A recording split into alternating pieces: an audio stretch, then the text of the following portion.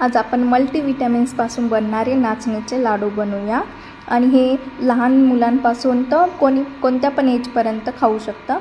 1 वर्षाच्या बेबीला देताना फक्त 2 चम्मच द्यायचे, ते पण गरम दुधामध्ये टाकून 2 चम्मच पावडर। याचं तुम्ही पावडर पण बनवू शकता आणि लाडू पण। तर मुलांना देताना 1 वर्षाच्या मुलांना देताना 2च चम्मच द्यायचे। 2 ते 3 वर्षाच्या मुलांना तुम्ही 1 लाडू देऊ शकता। त्यासाठी आपण सगळे ड्रायफ्रूट्स घेतलेत 1-1 वाटी, काजू, बदाम, पिस्ता, अक्रोड, सुकं नारळ, 2 वाटी गव्हाचे पीठ, फुटाणे, शेंगदाणे।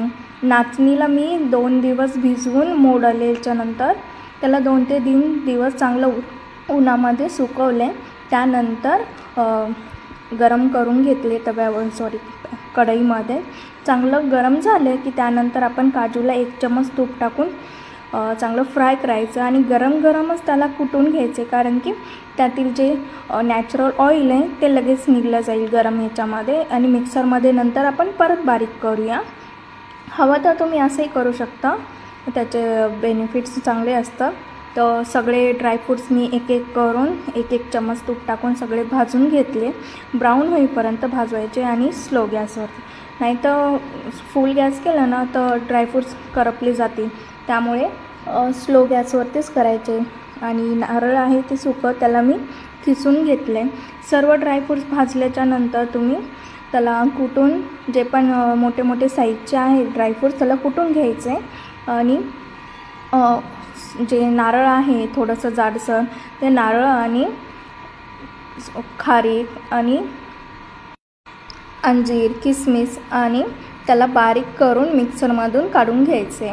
आणि 2 ते 4 चम्मच तूप टाकून त्याला गव्हाच्या पिठाला चांगलं भाजून घ्यायचे।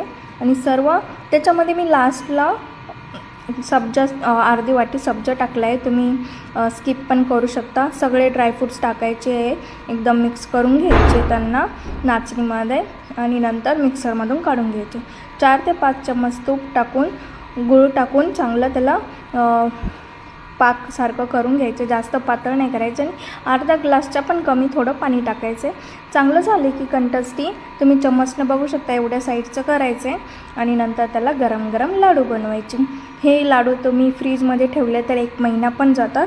आता सध्या गरमी असल्यामुळे फ्रीजमध्ये जास्त ठेवू शकता, आणि असं थंडीमध्ये पण खाऊ शकता। तर तुम्ही बाहेर ठेवलं तरी 1 महिना टिकतील। ही डिलिव्हरी झाल्याच्या नंतर बायकांसाठी खूप फायदेशीर आहे। त्यामध्ये ना खूप सारे प्रोटीन, मल्टीविटॅमिन्स आहे आणि विटॅमिन सी खूप आहे।